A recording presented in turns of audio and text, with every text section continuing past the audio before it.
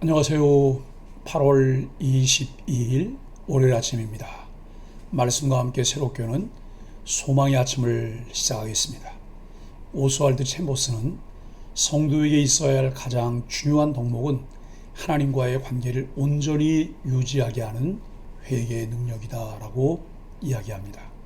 욥기 22장 21절로 30절까지 말씀을 본문으로 하여 진정한 위로가 결여된 위로라고 하는 주제로 함께 은혜를 나누기를 원합니다. 욥은 온전하고 정직하여 하나님을 경외하며 악에서 떠난 사람이었습니다. 엘리바스도 욥의 경건함과 무죄함을 알았을 것입니다. 그런데도 그는 욥에게 불의를 버리고 하나님과 화목할 것을 고집스럽게 타이릅니다. 교만했음을 실토하고 겸손하라고 다그칩니다. 하지만 이러한 충고를 귀담아 들어야 할 사람은 엘리바스 자신이었습니다. 작은 경험과 짧은 생각으로 하나님의 뜻을 모두 아는 것처럼 말하는 것은 오만입니다. 엘리바스는 욥의 죄악을 구체적으로 언급한 후에 회개를 권유합니다. 욥이 악인의 자리에서 떠나 하나님과 화목한다면 욥은 자연스럽게 회복될 것이라 말합니다. 엘리바스는 욥의 고난을 그가 하나님을 떠나 악을 행한 것에 대한 하나님의 심판으로 보았습니다. 그러므로 욥은 먼저 하나님의 교훈과 말씀을 다시 마음에 새겨야 합니다. 욥은 물질에 대한 탐욕으로 하나님을 떠난 죄인의 삶을 살았다고 단정합니다. 그렇기 때문에 삶의 방향과 가치관을 다시 정립해야 한다고 합니다. 가치 있게 여겼던 보화를 티끌에 던져버리고 하나님이 보화나 금보다 더 가치 있는 분이심을 고백하며 삶으로 입증해 내야 합니다. 이렇게 할 때 욥의 삶이 더욱 빛날 것이라 합니다. 그렇게 할 때 이전에 욥을 외면하셨던 하나님이 다시 욥에게 얼굴을 돌이키실 것이며 욥도 하나님을 향해 눈을 들게 될 것이라고 말합니다. 엘리바스는 욥이 하나님께 큰 죄를 지었기에 감히 얼굴을 들지 못한다고 생각했습니다.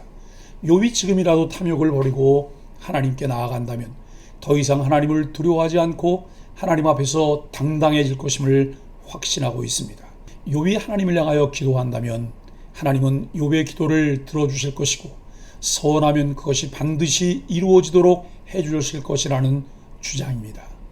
또한 욥이 결정하는 모든 일에 복으로 응답해 주실 것이라고 합니다.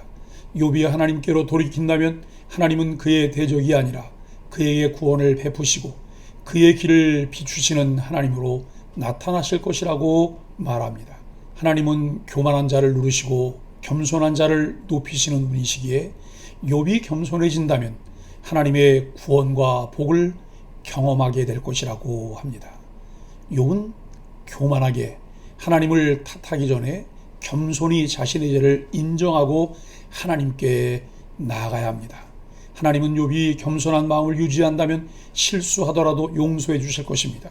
그러나 욥은 엘리바스의 이런 권고를 받아들일 수가 없습니다. 왜냐하면 욥은 그런 죄를 짓지 않았으며 그런 사람이 아니기 때문입니다. 엘리바스가 욥에게 마지막으로 권면의 말을 하고 있습니다. 하나님이 어찌 너의 경건함 때문에 책망하시겠느냐는 것이 엘리바스가 3차 논쟁에서 욥을 공격하는 내용입니다. 엘리바스는 자신이 해답이라 생각하는 것을 주장하면서 욥이 그대로 행할 것을 촉구합니다.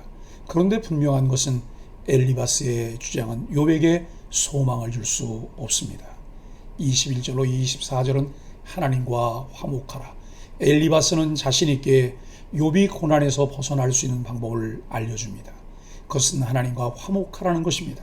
하나님과 다툴 것이 아니라 하나님과 평안을 누리면 하나님의 복이 임할 것이라고 말합니다. 하나님과 화목하기 위한 구체적인 방법들은 하나님의 교훈을 마음에 두고 하나님께 돌아가 불의를 멀리하라는 내용입니다. 그리고 물질에 대한 탐욕도 버리라고 합니다. 엘리바스는 분명 확신을 가지고 욥에게 해답을 제시하고 있다고 생각합니다. 하지만 엘리바스의 제안이 욥에게 복음이 될 수 없습니다. 죄인에게는 하나님과 화목하고 평안을 이룰 수 있는 능력이 없기 때문입니다. 인간은 원래 하나님의 말씀을 듣고 지킬 수 있는 능력도 없습니다. 그러므로 엘리바스가 무언가 해답을 제시한 것 같지만 실상은 공허한 가르침을 전한 것뿐입니다. 우리 그리스도인들이 믿는 것은 공허한 교훈이 아닙니다. 이 세상의 사람으로 오신 예수 그리스도를 믿습니다. 예수님은 우리를 하나님과 화목하게 하시기 위해 오셨고 하나님과 우리 사이를 가로막고 있는 죄를 해결하기 위해 십자가에 죽으셨습니다. 죄와 허물로 하나님과 원수였던 우리가 그분으로 말미암아 하나님의 자녀가 되는 권세를 얻었습니다. 그분 안에 거함으로 하나님의 능력이 우리 안에 거하고 우리는 말씀 안에서 열매 맺는 사람을 살 수 있게 되었습니다. 그래서 바울은 예수님을 만난 후에 이렇게 고백했습니다. 내가 그를 위하여 모든 것을 잃어버리고 배설물로 여김은 그리스도를 얻고 그 안에서 발견되려 함이니라고 빌립보서 3장 8절 9절에서 말씀합니다. 우리가 하나님의 무조건적 은총을 받지 않는다면 엘리바스의 권면은 불가능한 해답일 뿐입니다. 25절로 30절은 교만했음을 회개하라. 엘리바스가 욥에게 베푼 마지막 호의는 회개하고 돌아오면 회복되리라는 메시지를 전하고 있습니다. 엘리바스는 욥이 회개하면 하나님이 그에게 보화가 되어 주실 것이라고 말합니다. 기도를 들어주실 것이며 그의 길을 형통하게 해주실 것이라고 말합니다. 그러므로 다른 사람이 그를 책망하거나 나무라면 겸손한 마음으로 받아들이라고 합니다. 그런 태도를 가질 때 하나님께서 구원해 주신다고 합니다. 그렇기 때문에 욥은 반드시 태도를 바꿔야 한다고 엘리바스는 말합니다. 겸손한 태도를 취한다면 혹시 죄가 있더라도 용납될 수 있다고 권면합니다. 사실 엘리바스가 구체적으로 지적할 수 있는 욥의 잘못은 없습니다. 욥이 무슨 죄를 지었는지 그는 전혀 알지 못합니다. 그저 욥의 현재 상황을 보면서 그가 죄인이기 때문에 당하는 고난이라는 자기 확신으로 그에게 회개를 촉구했습니다. 욥은 친구들의 근거 없는 주장을 받아들이지 않았는데 그러한 욥의 태도를 지적하면서 발언을 마치고 있습니다. 욥이 자신들에게 겸손한 태도를 보이지 않는 것이 문제라고 지적합니다. 그들은 자신들이 스스로 하나님의 위치에 서서 힘들고 어려운 상황에 처한 욥이 자신들 앞에 겸손한 태도를 가져야 한다고 생각합니다. 사람들은 자신보다 지위가 낮거나 힘없는 사람이 자기 앞에서 겸손하지 않는 태도를 보이면 견딜 수 없어 합니다. 그러한 마음이 소위 갑질이라는 형태로 나타납니다. 이러한 자세는 마치 자신을 하나님처럼 여기는 교만의 극치입니다. 사랑하는 소망의 가족 여러분, 엘리바스는 욥이 회개하기만 한다면 손이 깨끗함으로 말미암아 건지심을 받을 것이라고 30절에서 말합니다. 죄를 인정하고 회개하기만 하면 모든 문제가 해결된다는 결론입니다. 엘리바스가 한 말 자체가 틀리지는 않습니다. 하나님과의 관계에서 죄인인 우리들이 취해야 할 자세에 대한 정석입니다. 그러나 그의 말들은 욥에게 공허하게 들립니다.